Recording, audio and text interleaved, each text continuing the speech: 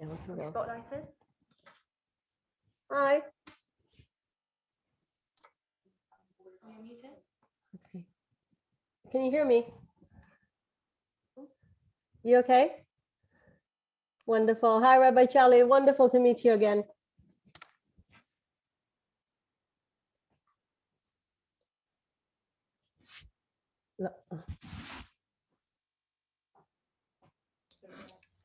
Good evening. We'll just wait for everybody to come into the room and then we'll begin. Thank you for your patience. Wonderful.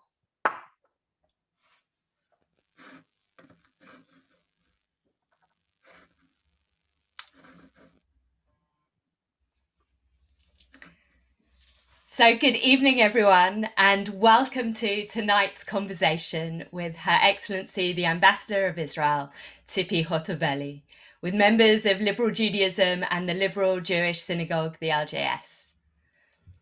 As many of you will know, even before Ambassador arrived in the UK, the Israeli embassy were keen that Liberal Judaism, alongside other denominations, had the opportunity to meet with her.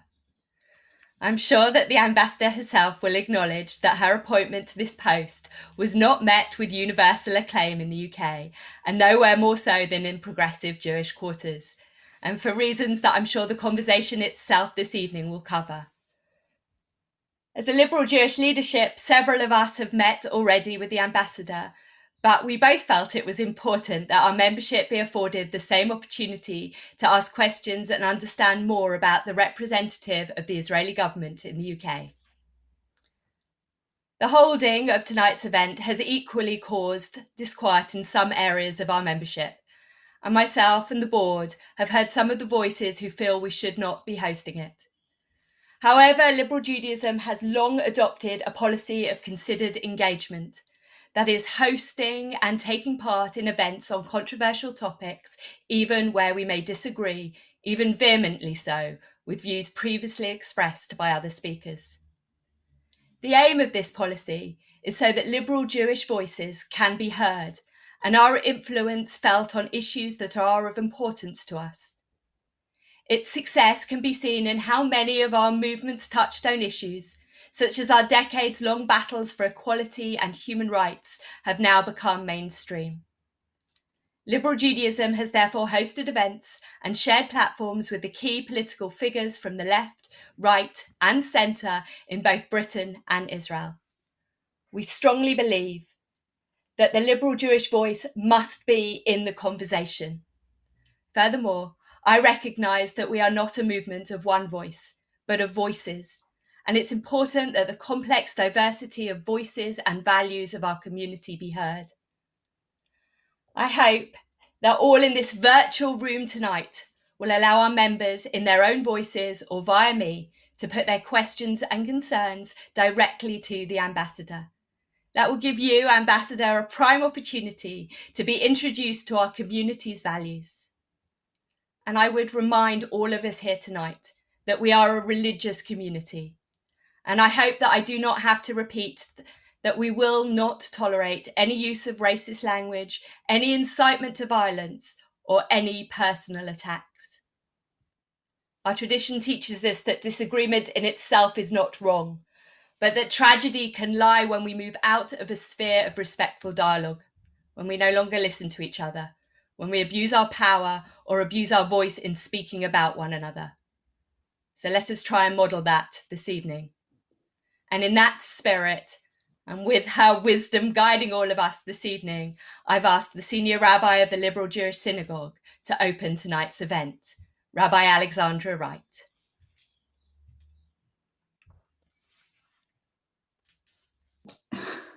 Thank you, Rabbi Baginsky.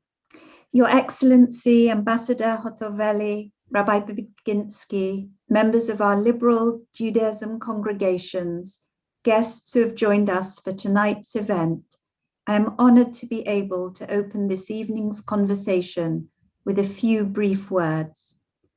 Last night and today, the Jewish world marked Yom HaShoah and remembered the devastation of the Holocaust. From Yad Vashem in Jerusalem and around the world, individuals and communities came together to honor and call to mind the 6 million who perished in the Shoah. This day reminds us that as every year passes, the separation between the horror of the Shoah and ourselves becomes greater. The survivors, those who witnessed the barbarism of Nazi Germany, grow older, and the obligation falls on subsequent generations to hear their stories, to repeat them to their children, to our children, and in time, they to theirs. As this day fades, so we look forward to Shabbat, and beyond Shabbat, 2 days in the Jewish calendar that mark the sacrifices made for the state of Israel and Israel's independence, Yom HaZikaron and Yom HaTzmaut, which fall next week. The past and the future are both held in the present. The obligation to remember, lizkor, is not only about remembering the past, about looking back, but in the Hebrew language, the word carries within its meaning an obligation to give meaning to the present and to look forward. Zachor et Yom HaShabbat lekadsho, remember the Sabbath day to keep it holy. Zecher litziat Mitzrayim, in remembrance of the Exodus from Egypt. Remembrance is about our personal and communal obligations for the future, to be a light to the nations, to hold up a moral bar of justice, loving kindness, and humility, and with openness and inclusion, with love and compassion, to open our doors and our hearts to all humanity. As the psalmist says, Mi ha'ish hechafetz chayim, ohev yamim lirot tov, nitzur leshonecha meira, usefatecha midaber mima, su meira ba'aseh tov, bakesh shalom v'dorotvehu. Who among us loves life and longs to enjoy good for many days? Then guard your tongue from evil and your lips from deceitful speech. Turn away from evil and do good. Seek peace and pursue it. Thank you. Thank you, Rabbi Wright. Throughout the evening, we will take questions from the floor, some who have been submitted already. When we come to you, you'll be asked to unmute yourself. But in the meantime, I'd like to introduce our guest, who will be known to many of you. Her Excellency Ambassador Tzipi Hotevely was born in Rehovot in Israel and is the 18th Ambassador of Israel to the Court of St. James and the first woman to be appointed to that position. Previously, she held a number of roles in the Israeli government, including the Deputy Minister of Foreign Affairs. She's also served as a member of the Knesset, Israel's parliament, where she chaired the Women and Gender Equality Committee. Ambassador Hotevely is a qualified lawyer and a member of the Israel Bar Association. Married to another lawyer, Ta'or Alon, and together they have 3 daughters. Welcome, Ambassador. I will, as I said, come to you questions from the room, but I want to begin with some of our pre-received questions from our membership who have asked me to begin those questions. Having just heard that short bio, I'd like to ask you a question from one of our members in Nottingham. You had a career as a politician in Israel, as we just heard in your bio, being described early in your career as a rising star. Why does an up-and-coming politician divert from that route to become an ambassador, and particularly to the UK? Well, it's a wonderful question. You have no idea how much I'm excited to take this position, such a young point in my life, to be honored to serve my country in one of the most important arenas in the diplomatic arena for Israel. I'm sure you all know how much our relations, the country, the Israeli and the British relations when it comes to security, sharing intelligence, having a really strong commercial relations. As you know, Britain is our third trade partner. This is really the best, I would say, the best way to serve my country. I'm a civil servant by soul. When I was a parliamentarian, when I was a minister, I thought this is the best honor I can give to my country to be, to do this service. And this is why I'm so happy when the Prime Minister offered me to do this role. He also mentioned the fact he also had a diplomatic career as part of his life. And he said how much it gives perspective to politician, to person that really wants to take care about the future of Israel, to be also in international arenas. And I spent 4 years at the Foreign Office in Israel, maybe the best years in my life, because I really experienced the power of Israel. The fact that from a very, very small and weak country, we became a really something that most countries in the world look up to because of the great achievements, because of the fact that Israel today is symbolizing a force for doing good in the world. And I want just to share with you my last visit that was in Pesach in my homeland. And I saw everything was open. We are the first country in the world that managed to beat the COVID among the Western countries, and a democratic country that kept civil rights, that kept all, everything we could in order to make life to go back to normal, thanks to the vaccination program. And this is what makes me so happy, not to represent just a party or just part of Israel, but actually to represent the entire country. I really feel it's a great honor to do that. Thank you. And you've raised several things that I know we're going to come on to, particularly there, both in terms of vaccination and civil rights, many things that I think our members would like to hear more on. But staying for a moment in the Knesset arena, I'm sure that you'll be aware that the international progressive community, despite a deep sense of despair about the results in the recent elections, felt buoyed by the news that Rabbi Gilad Kariv is the first progressive rabbi to be elected as an MK. We feel very vicariously proud of that. On one hand, you frequently said that if progressive Jews want to have a voice, they need to make sure that they're there in the Knesset. Yes. And on the other hand, in the past, you've said of progressive Jews that we take the skin and the name of Judaism, all of its customs and traditions, and empty out its contents from within. With both these things in mind, I wonder how you feel about his appointment and whether we really should be buoyed by it. Well, I met Rabbi Kariv when I was diaspora minister. He's a wonderful man. I'm sure you know that we can have many discussions and different views about different things, but you need to understand, you can quote many things that I said in the past, but I no more represent myself. I represent my country. So I cannot have this dialogue with things that I said, because at the moment I'm having this flag, the Israeli flag next to me. So I'm not anymore an individual person. I'm really representing Israel as a pluralist, democratic, very proud country. And I think that we need to be proud of the fact that all voices can be heard and sound. Sometimes part of our difficulties in Israeli democracy is the fact we want to give each group representation, that we lose the big picture. Look, we cannot form a government because we want every single group to be represented in our country. So I think this is part of what's beautiful about Israel.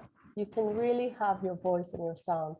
And I think that Rabbi Kariv is a wonderful man. Of course, we don't share the same views on many things, but it doesn't matter. What really matters is he's going to bring his ideology to the Knesset. And I think that for you, it's a great news.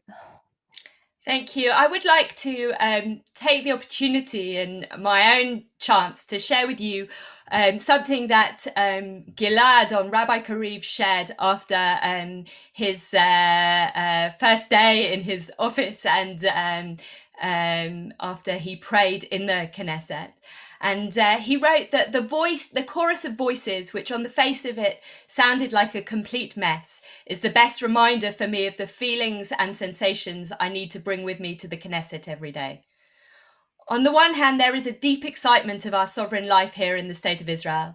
And on the other hand, the right to be a public messenger. And on the other hand, a sense of responsibility and commitment to be always vigilant.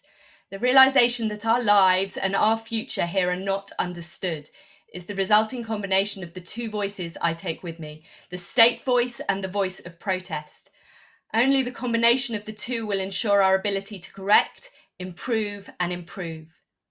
In a sermon I once gave on Yom Kippur, I suggested that the Jewish tradition identifies two great enemies for the ability to bring about change for the better. The first is indifference and the second despair. The voices of protest that were heard today in the Rose Garden and penetrated into our room of prayer are our vaccine to despair. That demonstration that he referred to were members of LGBT in the Rose Garden to express their concerns and protest, in particular against Noam, the political party that seemed to have been formed solely for the purpose of voicing anti-LGBTQ+ and misogynist propaganda.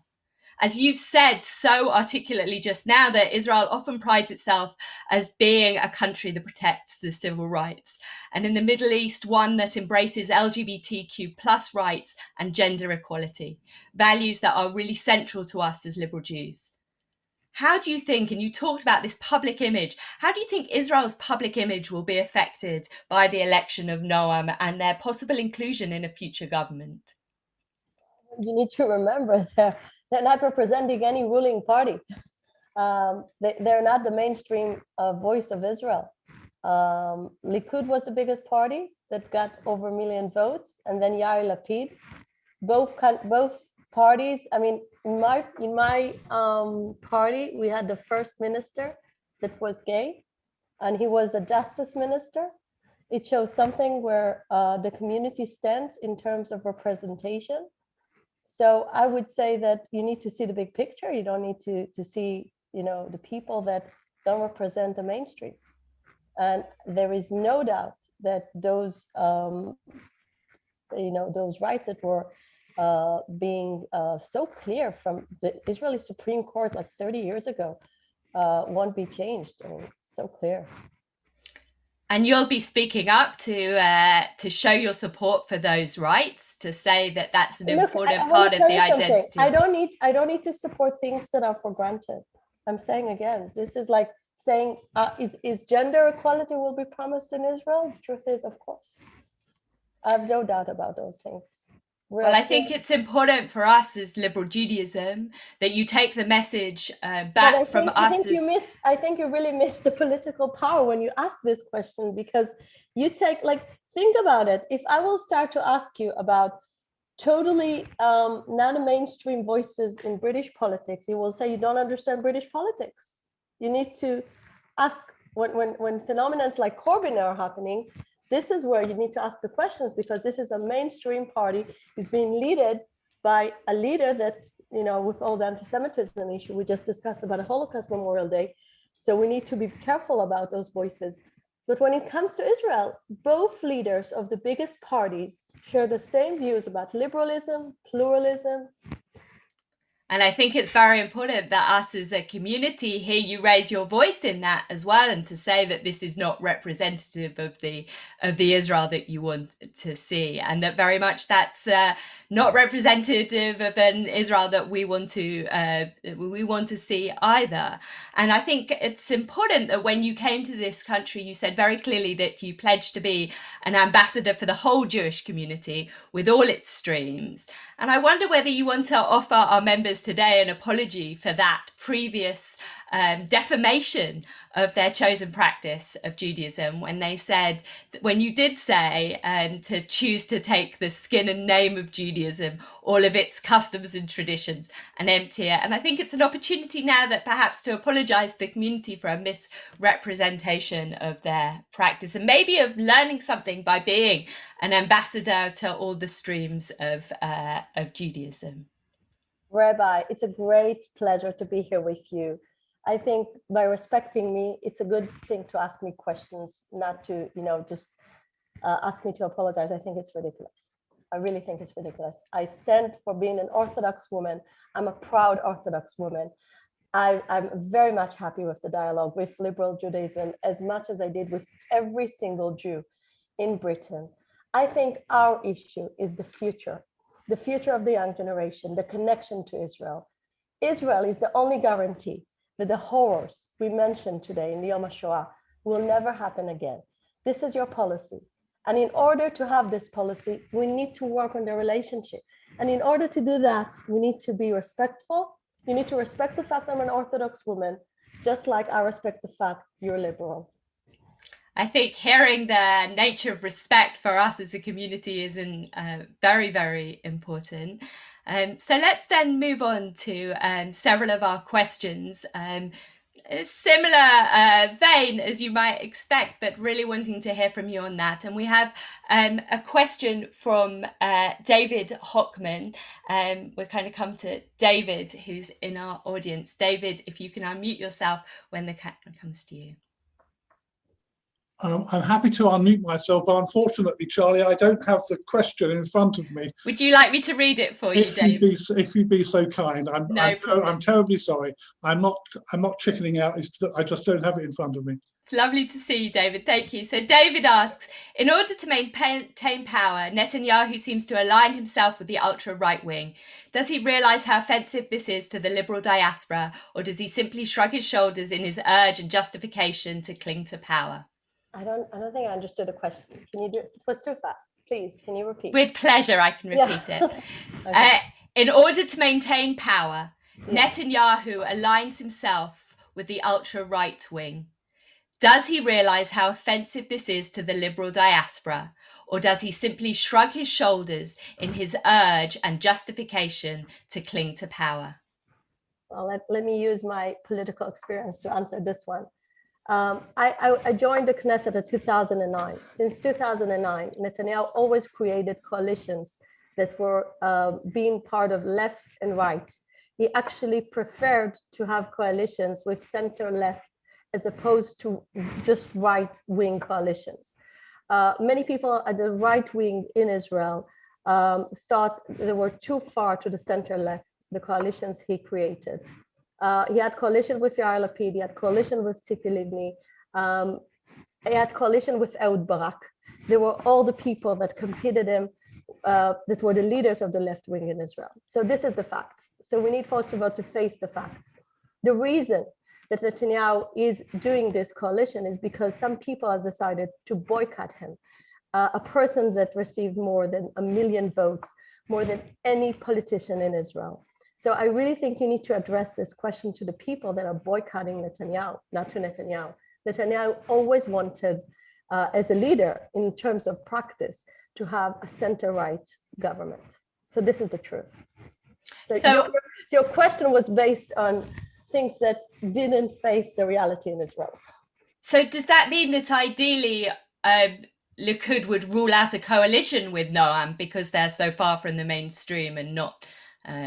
I don't know how to explain how much you're far away from understanding Israeli politics. I'm sorry. At the moment, as you know, no one has a government. So this question is totally irrelevant. It's not about having coalition with Noam. No one can have coalition at the moment. And yet Likud entered a vote sharing agreement with Noam. Let's move on to a question from Ruth in Leicester.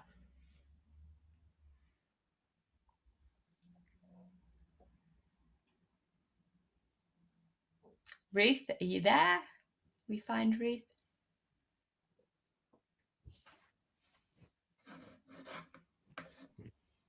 Thank you. Sorry, I was having trouble unmuting. Thank you, Rabbi. Yes, it refers back to something that we said before, Ambassador. I'm going to read this so I don't get it wrong. So excuse my head being the wrong way. Last night and today we marked in our calendars and actions as a day to remember those who perished in the Shoah. I'm interested to know what you would say to any individual who, despite all the independent witnesses and documentation detailing these atrocities, that they would deny the Holocaust took place and other revisionists of history, and how you would equate their views with the statements that you have made, denying the Nakba as Arab lies? One has nothing to do to the other. Nakba. It was part of an evening. I think it's very important to remember when things are being said in their context. It was an evening that was speaking about the fact that almost 1 million Jews were expelled from the Arab countries in the Middle East. And we wanted to make sure that this chapter in history will be remembered. So by speaking about the Arab disaster, this is the translation of the word Nakba in Arabic, we need also to remember that Jews were expelled from Arab countries. This was the reason I said that just by having just one side of the picture doesn't reflect the historic truth. So I think everyone would agree that we need to remember historic facts, and Jews were expelled from Arab countries and they came to Israel. And this is the reason I was speaking about it. As you know, we are all fighting anti-Semitism. We're all fighting Holocaust denials, and we're doing that together with Yad Vashem, who's doing a tremendous job in bringing the historic truth and the testimonies to the world. My husband is a grandson of both his grandparents were survivors from Auschwitz and from Dachau. And the remembrance of the history is part of our family biography, but it's also part of our DNA as Jews. So we're not denying any other group suffer, but we want the big picture together with the entire truth to be told. But two wrongs don't make a right. No, one has nothing to do to the other, as I said. We are speaking, first of all, we need to remember that the fact there was independence war in 1948 was because the Arab leaders just refused to accept the idea of a two-state solution. This is the historic truth. No one says different. But are you working towards that now? We're working on peace. We're promoting peace. All Israeli prime ministers promoted peace. Menachem Begin, the great leader, did really the biggest, I would say, breakthrough in the Arab world. And now Netanyahu came with this amazing breakthrough with the Arab world. Israel really wants peace. We always wanted peace. This is one of our toppest interests as a democratic country in a place where we see more and more countries that are being failed countries, unfortunately. We need to see more voices on the other side that seek peace as much as Israel is seeking peace.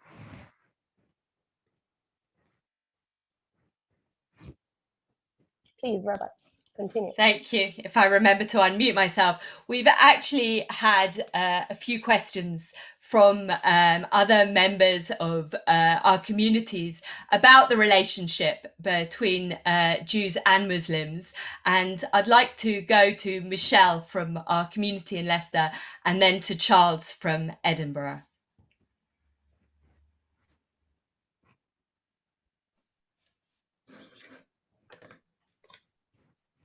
Please. Hi. Is it true that you have said that you are looking forward to the day when the Israeli flag will fly on Temple Mount? Yes, I did say that. So if this is true, how will this voiced intention to take over one of Islam's holiest places on earth help us here in the UK maintain good interfaith relations with our Muslim neighbours? Oh. And I'd like to take a second question from Charles, which is on a similar line, and allow you to answer both at the same time. Can you, oh good, I'm unmuted. We can hear you, Charles. Thank you very much.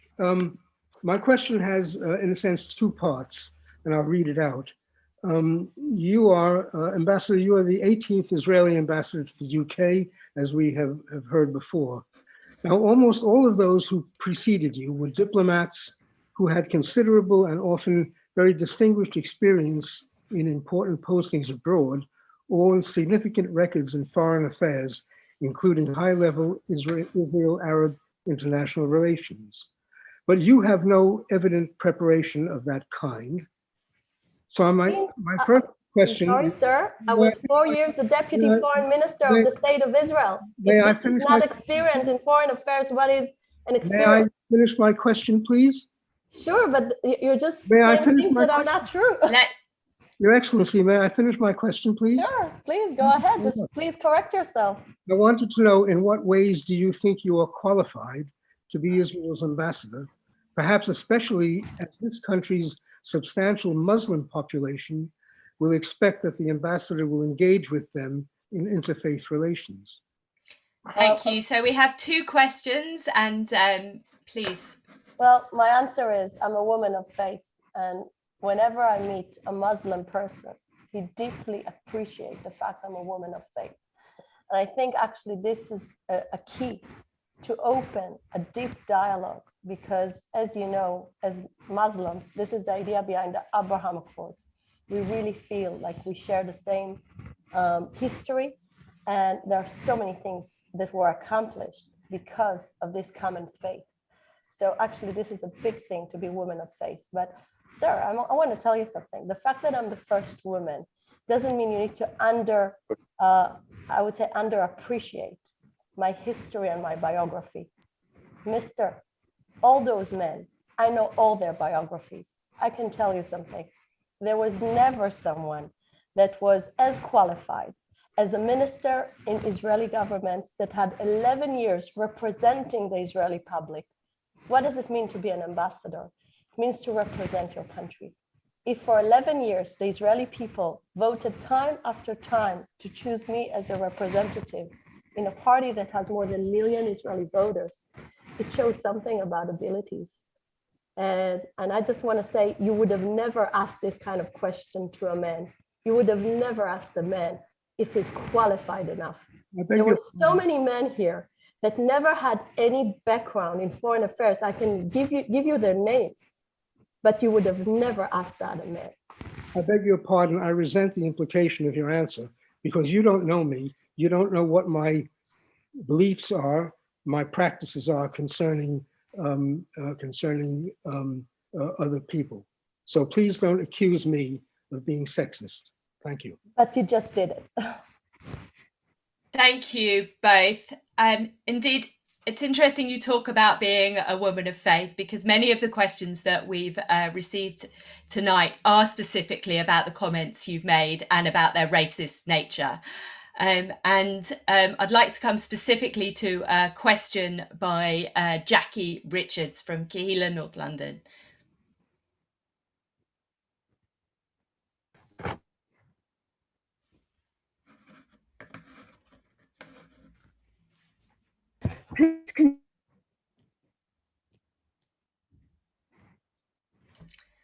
Jackie seems to have frozen.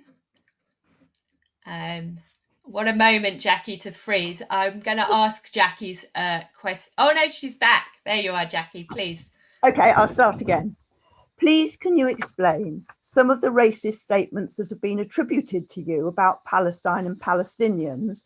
Are they your personal beliefs? And how can you justify them when a fundamental value and belief of Judaism is that we as human beings are all made in God's image? Thank you. I would love to address that. I was actually a pioneer in saying that we should always offer equal rights to our neighbors, just like Menachem Begin wanted when he started his Camp David Accords. So I'm actually being another generation of the Begin approach to the Israeli-Palestinian conflict. And I would like to say that my party brought more peace agreements. I mean, I'm now representing the entire Israel, but it's important to remember that historically, this approach brought more peace agreements than, unfortunately, all those people that just wanted to have one type of formula. We need to be creative in the Middle East, just by outreaching leaders that are not willing to sit and negotiate with us. Peace will never come. We need to make sure that the young generation has values of peace and equality. We need to make sure that We have dialogue with the young generation, so we will have different leadership. At the moment, the Palestinian leadership is being divided with a terror organization that is calling to kill my children, that is shooting rockets on kindergartens. It's important us to see the truth, the reality, and to say we want to have peace with all our neighbors, but we also need to see the right leadership to rise and to say we want to have peace with a Jewish state. We need to remember that. This is why I think that by addressing the real problems of the Middle East, you cannot say it's racism. This is really a pure way of outreaching the young generation, the Palestinian society, and to tell them, you need to have a better future. We need to have peace, but you cannot have that with throwing rockets on kindergartens in Sderot. I think that what both was referred to in terms of Michelle's question, which I think I'm being reminded that we didn't really get to answer alongside. So maybe we can come back to Michelle's question and receive an answer. But also I think that I can see from faces around the room that wasn't felt that was an answer to the language that has been used and attributed to you is not answered in Jackie's question by talking about the other side, and that it's if we're talking about a next generation, then that is for us would not be a way that we would build those relations. But perhaps we can come back to Michelle's question about the building of and maintaining of good interfaith relations with our Muslim neighbours here in the UK. Well, that's a great thing. I think that we should all be part of cooperation. We need to have this cooperation. And the first meetings I held when I came to the UK was actually with the Arab ambassadors, and they were wonderful meetings. I was really excited from the fact that I'm coming here on Era of Peace. So I would say that my timing of coming to London is actually more good news to the future with the Muslim world. I'm still not sure that Michelle would feel that her question has been answered, and I think we should acknowledge that. But we have been amazed. I'm conscious of the number of questions I want to get through and make sure that everybody's voice is, at least their question is asked, if not able to be answered. And we've been amazed here, certainly by, as you referred to, the incredible vaccination program that has taken place in Israel. And many of us will have been pleased to have Israel frequently mentioned positively in the news, as the reports of widespread use of positive data has encouraged vaccine take-up elsewhere. Indeed, we know that Finchley Progressive Synagogue's own event with the Deputy Ambassador, with Sharon Baalai, had to be postponed due to her being flown back for her own vaccination. And yet, we have several questions about the vaccination programme and Israel's responsibility to those living in the occupied territories and in Gaza. And we have a question from Ros Clayton, who is a member of our Board of National Officers. Ros. Yes, good evening. Good evening. I'm a keen subscriber to the Times of Israel. This is where I get my information from. I'm somewhat disturbed to read several reports about the vaccination rollout in Israel. Yes, you have done wonderful things, but it would appear that in the occupied territories and Gaza, there are far fewer people have been vaccinated. This wonderful figure of 50%, that was some weeks ago, 50% of Israelis were being vaccinated, but I think they were from just one segment of the population. In other words, the 50% that were being vaccinated were Israeli Jews. Would you like to comment on that, please? Sure. I've been asked this question since I arrived, and I'm really happy actually you asked, because some of it has something to do to the Oslo Accords. According to the Oslo Accords, the Palestinians wanted to have responsibility on the health system. And when the pandemic started, our approach was we want everyone to be vaccinated, and it was in our interest to have our neighbors to be vaccinated, because as you know, the pandemic doesn't see borders. It just goes from one person to another. Definitely with the fact that we're very close with our neighbors when it comes to working process and places where we meet each other and work together. So it was really in our interest to have everyone being vaccinated in the region. So what happened was we offered the Palestinians to share vaccination program with us. they refused. They said they want to have their independence in controlling the system, and they prefer to use the Russian vaccine. We totally respect that. I think part of what I really don't understand in the way you are speaking about the Palestinians is the fact you don't see them as people that can handle things like vaccination. They can handle it. They asked us to give them the ability to handle it. And we respect them as human beings and as people that really can take care of the problem. And in a certain point, or after they asked the help of the WHO, and after they used the Russian vaccine, they still wanted us to help them to vaccinate the medical teams. And we did. Ambassador, could I ask you to move your hair off the mic because we're losing some of your words? Thank you. Sure. So I'm just saying that when they asked our help in vaccination of the working teams, the medical teams, we did share our vaccines with the Palestinians. So there was no kind of intention that someone will be left out of a vaccination program. They choose to vaccinate their people with a different vaccine, which is absolutely okay, because as you know, even in Europe, you have many discussions about what is the right vaccine to take. So it's really in their choice to choose a different type of vaccine. It's absolutely okay. It's interesting that today there was an article from with a statement from Dr. Ronnie Gamzu, the country's former coronavirus czar, saying that it was the obligation and duty of Israel to ensure that the Palestinians in the occupied territories had access to COVID vaccines. And we have a question.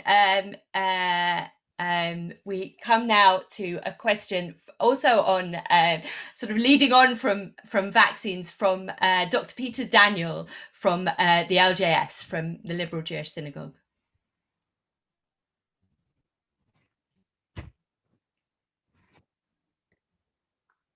See if we can find him.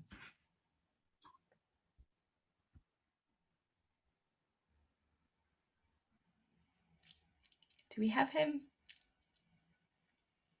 Don't think he's here.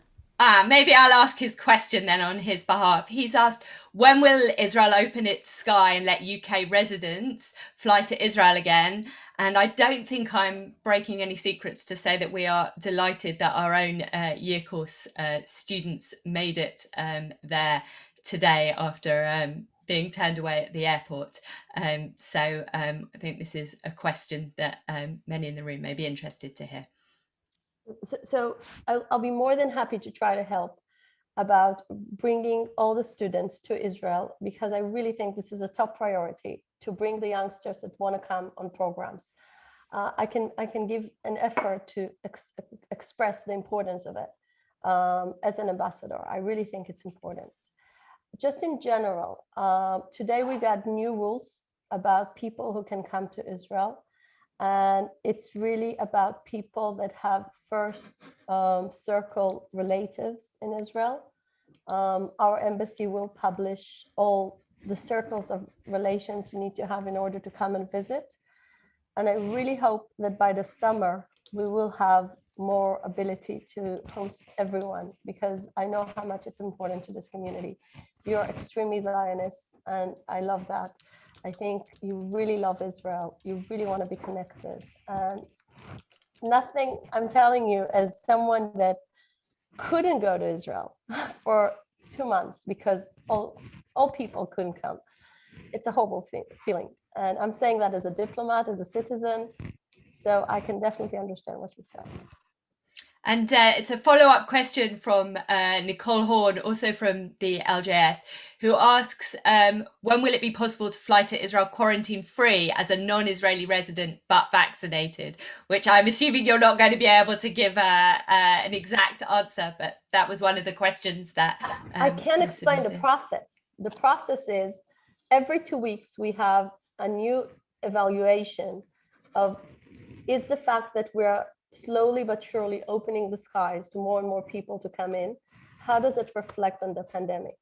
At the moment, the numbers are good, but we don't want to the real problem is the variants, the different variants around the world that are creating, like I would say, a different picture of the pandemic. So we really want to make sure that we won't be in the third wave, just like many countries in Europe are speaking, and even in the United States. So we really need to be careful with that. So we're doing it slowly but surely. Thank you. As we all know, there is a real period of flux again in Israel as the government is possibly formed following a fourth election. And we've got a question regarding some of the changes that have taken place recently from the chair of Liberal Judaism, from Ruth Seeger.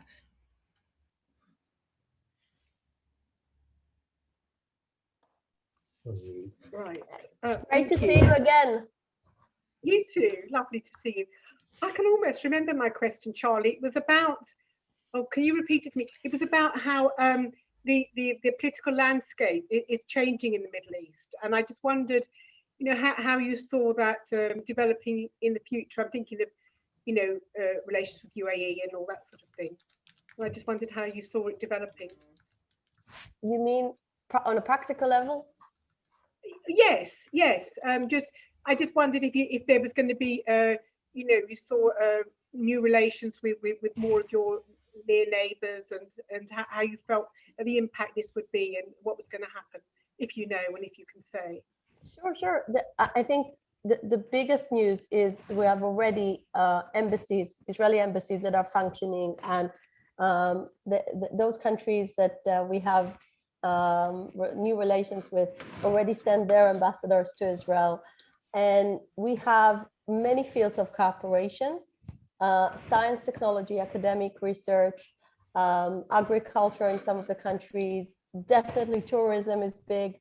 So we can see that it's a real people-to-people piece and business-to-business, not just government to government. And the only thing that stops, you know, the business to really flourish is just the fact that the pandemic is still there. But I really, really believe that according to all the agreements that were signed, we're going to speak about a whole different level of relationship with the Arab world. Thank you. And we have a question now from Graham Gross. From Graham.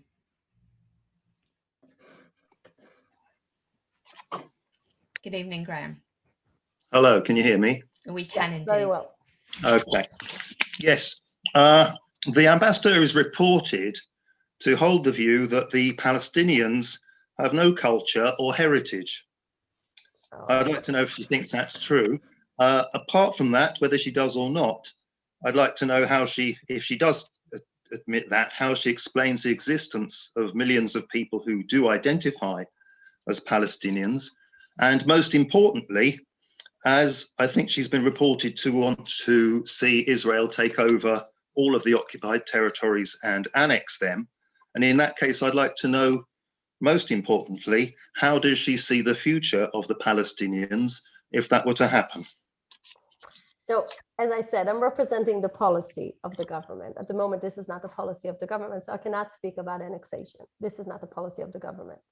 About the basic question, I think you were quoting something that was, again, not the way it was said. I was giving a speech in the Israeli parliament that was after the Palestinians went to UNESCO and said that the Western Wall and Me'arat HaMachpelah, the Ark of Patriarchs, the cave of the Patriarchs, were Muslim sites that the Jews never had any historic connection to. So what I said as an answer to that, said, you are trying to rewrite history and you are trying to erase Jewish history in this land, and you are trying to adopt Jewish history as part of your heritage. And I'm standing behind those words because this is what the Palestinians are being doing in international forums and tribunals. They've been trying to deny any historic connection of the Jewish people to Israel. I think the peak was probably when Yasser Arafat told to Clinton there was never a temple on Temple Mount. So we have thousands of examples of how step by step they are denying our history in Israel. So this is really our right to stand up for the truth and stand up for history and to say our connection is 4,000 years old. And no one can deny that, even though they're trying. So I think this is where I have my arguments with people that are trying to deny my right to live in Israel. This is basically what it is. About the future of the Palestinians, well, they can learn from Egypt, Jordan, the Gulf countries, Morocco, all those countries that choose to live in peace with us, because they can see this is the best way to live in the Middle East, just by having cooperation, by stopping use the energy to war and to kill children. This is where the future is. The future is where people want to live together. And I really think no one is eager to have peace more than Israelis. No one. I'd really ask you to move your hair because we lose half of what you say with the microphone. I said no one is more eager to have peace more than Israelis. But how will they want to have peace? I think the ones I've talked to have wanted peace, but at the same time they're being very badly oppressed. They're put behind a wall in the occupied territories. They're subjected to roadblocks. They're subjected to a vast amount of oppression that I, as an Israeli soldier in the 1980s, also took part in, so I know about this. So how do you expect them to want to have peace, even though actually lots of them do? How do you expect them to want to come to the table? Well, you need to remember all the things you just mentioned are the way that Israel is protecting itself from Palestinian terrorism. It's not like we woke up in the morning and we decided to build walls. Our basic call to the Palestinians since the country was established was live peacefully with Israelis. Let's share together economic flourishing. We always offered that. Every Israeli leader, every Israeli prime minister did all the efforts that can possibly be made to call them to have peace agreements. But you cannot enforce peace agreements. Well, you're saying no, but let me just share with you something. How come Ehud Barak, an Israeli left-wing, I will share with you a story. When I walked into the Knesset, Ehud Barak was the defense minister. I went to his room. I said, Ehud, what did you learn from the Camp David Accords? You are the left-wing leader that went all the way to Jerusalem. And he said, I'm willing to divide Jerusalem to have peace. I'm willing to give up the holiest places to the Jewish people to have peace. And I asked him, what did you learn? And this is what he said in the closed room. And afterwards, he published it. He said, I've learned that between me and between Benny Begin is the rightest voice in Israeli politics. He said, between me and Benny Begin, there is no different opinion about the fact the Palestinians don't want to share the land with us. They want to replace us. And I asked Ehud, and why did you do it? Why did you go all the way with giving up Jerusalem? So he said, I wanted the world to realize that this is not a territorial conflict. This is not about how much land Israel is willing to give. And this is a quote from Israeli left-wing leader. So this is really about time for us to realize that it's not the Israelis to be blamed time after time. We are there. We were there. We opened a dialogue, a direct dialogue with our neighbors. And whenever the neighbors wanted to have peace, peace agreement was signed. Well, you can say no, but this is the truth. Sorry, Graham's saying that he can't speak, that he's been muted. And I want to come to a question now from Rabbi Alexandra Wright. Thank you. Thank you. Ambassador, I'd like to ask you a slightly more personal question, really, is what kind of Israel would you like to see for your daughters in 20 or 30 years' time? I have the best question for you. I have the best answer. What are your hopes for Israel's future and its place in the Middle East? I want my girls to be in a country where it's being led by a woman. I really want Israel to have another prime minister. I'm very much inspired from British politics. You are probably one of the very few countries that had 2 women going all the way to the top. So I really hope they will live in a world where women are part of the decision making in every country. The fact that even in the very big democracy like America, we still didn't see a woman being a president. It means we need to still work on the feminist achievements for equality in leadership. So first of all, I want them to live in a world where a woman can achieve anything, and a woman can go all the way to the top when it comes to leadership positions. The second thing I want them to live in a world where every Jew feels connected to Israel. I want them to have friends here that will remain forever, that they will know they have brothers and sisters everywhere in the world, and they need to feel like we have mutual future. And we need to work on Israel that is doing, just like we're leading the vaccination program all around the world, just like people are being inspired from the Israeli innovation, the Israeli technology, the Israeli creativity. We need to lead the world when it comes to values, because we're a really country that has moral values, and people can be really sharing with us those practices when it comes to human rights and civil rights. I really think we're a role model in this. Thank you. Thank you, Ambassador. And of course, peace. We really want to live in peace. Thank you. And I think we hope that those moral values are the ones that also us as liberal Jews would share, of the way that that we frame the conversation. And we're going to go to a question from Ross from Manchester, who's got a question on surrogacy specifically.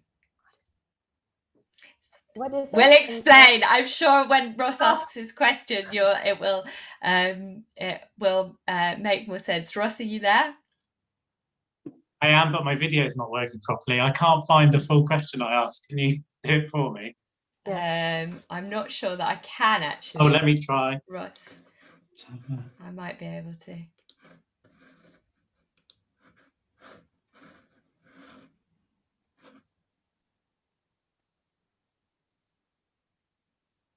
Yes, I've got it, Ross, if you'd like me to ask it. I got it. Okay, good.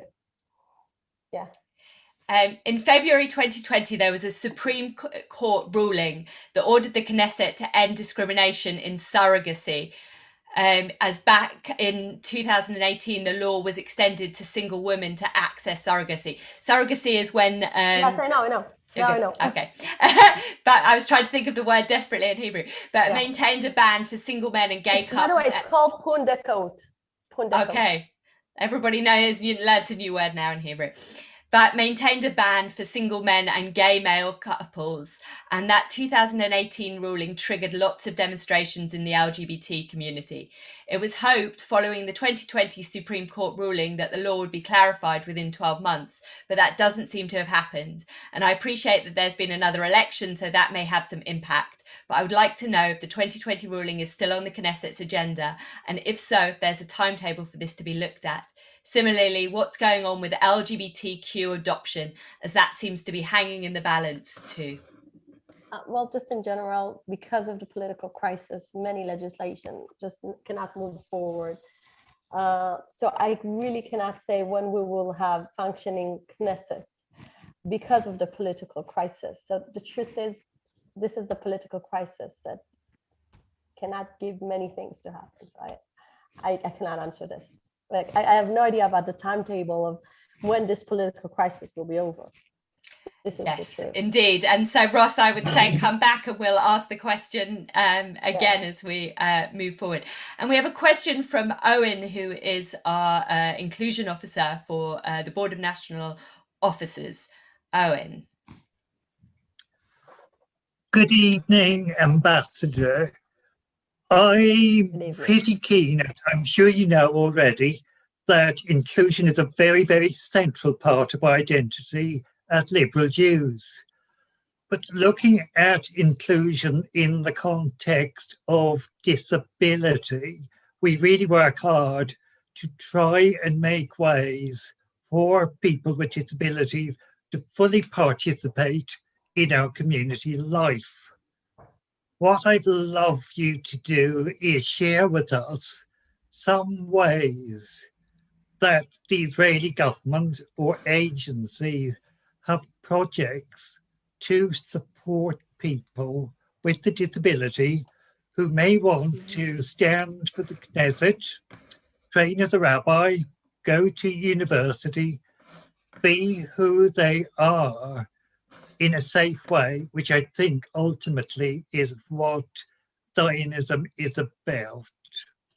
Thank you. This is great. This is really great.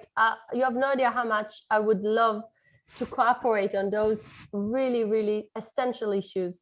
We have two big organizations in Israel that are doing it. And I would love to share with you, with my embassy, projects about how we make Israel accessible to everyone. In the Knesset, we actually did everything to make sure that everyone can be part of the parliamentarian representation. We changed the podiums site to have to give the opportunities to people that are sitting in wheelchairs to give their speeches in the Knesset. All the Knesset is suitable to people that are coming with help, with assistance. People that cannot hear have translation with Sfat Simanim. How do you say the sign language? We also adopted many tools to blind people. We have the Shalva organization that is doing amazing thing with kids that have special needs. Israel really can give a lot of practices about this very, very important issue. So if you're interested to cooperate on this, I'll be more than happy to have my professionals in the embassy to connect you to the Israeli organizations. That is wonderful. Thank you very much. And a lovely answer. Very encouraging. Thank you, Aaron. Thank you, Ambassador. And I'm going to come next to another rabbi in our audience, who I also think you've met, to Rabbi Leah Molstein, who is rabbi at the Ark Synagogue, one of our communities, and also the chair of Artsenu. Rabbi Leah. Thank you, Ambassador. I want to totally address a totally different topic than, well, it sort of touches a little bit on the pandemic that we talked about. But just before the pandemic, President Rivlin commented on the number of children living in poverty in Israel. And at the time, it was almost a third of children in Israel living under the poverty line. And we've seen, as was the case in other countries, a huge economic impact of the pandemic, in particular on the poorer families. The top 1% of earners in Israel, not unlike elsewhere, were unaffected, in fact, increased their wealth. But the middle and lower earning families struggled much more. I'd just like to hear, seeing at the moment any possible government had ruled out tax increases in their manifestos, how a future government thinks they will address the fact that they've just increased the budgetary deficit and the national debt, because if it's not borne out by tax, then it's likely to affect the lower earning families again, and we will likely see even more embarrassing figures. Well, the economic crisis from the pandemic is very different than other economic crises, because certain fields in economics, like tourism, were really badly affected. Even high-tech people, some of them experienced some big and strong damage in their business. And sometimes you don't see correlation between poor people to begin with and people that were harmed because of the pandemic, because the pandemic did allow teachers to teach, did allow to many things that were part of actually the low working process to continue, but many middle class people were harmed because of small businesses. So actually, I don't see 100% match up between people that were hurt from the pandemic and the people that weren't like being able to have a decent, the right budget to their families before the pandemic. So I can tell you that the government did a lot of giving people the ability to, pay their taxes, do whatever they need to live, because we had to do that, just like the British government did that. We gave a lot of support to people, but we need to remember that poverty in Israel is specific to two main groups: the ultra-Orthodox group, because men are not working, and Arab families in certain areas because the women are not working. So we actually need more to focus on those two social groups and just speak about poverty in general, because Israel today is one of the most successful countries. We started the pandemic from a very, very strong and high position with a very strong economics. So it's really much more complex than just saying the pandemic hurt the poor people. It's much more complex than that. It's really about fields, different fields, and many people actually that are middle class were hurt from this pandemic. I mean, I didn't say that the middle class were not hurt from this pandemic. I said that if there are no tax increases, it's more likely that the poorer people will suffer disproportionately, because that is an economic conclusion when you do not raise funds through taxes.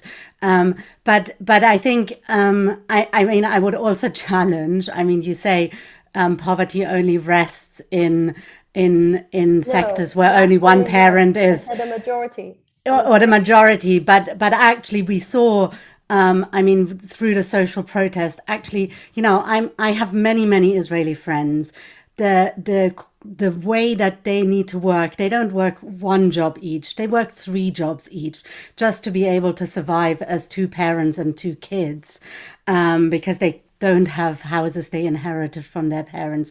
So I think the reality is that, yes, there is many things that are wonderful about Israel, but if you don't work in high tech, and if you are a teacher and you earn a very low salary, you couldn't afford the flat that I lived in Jerusalem when I lived there. That is still a reality. That was why people were sleeping in tents in Tel Aviv as a protest. So I think I have good news to you. I have a brother who's a teacher. His wife is a teacher. They own a beautiful apartment in Efrat, and they live great. And they earn really nice as teachers. So this is a myth. Teachers earn really nice in Israel. They don't earn as high-tech people, but today teacher salaries are really nice in Israel. I think as a standard rule, we often, in this country as well as in others, that the people who are our frontline services are never going to make us. We're going to come to another very important issue for liberal Judaism, which is going to be our last question of this evening, and that's from Stephen from the Liberal Jewish Synagogue, from the LJS, an issue about conversion.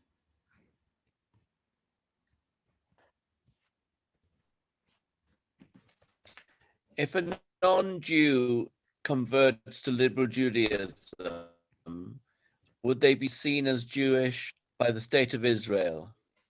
They can make aliyah, they can be part of the game, and they can do whatever they want in order to have equal rights. This is what I can tell you. And I think that for me, it's important for every Jew to remember that he has a place in Israel.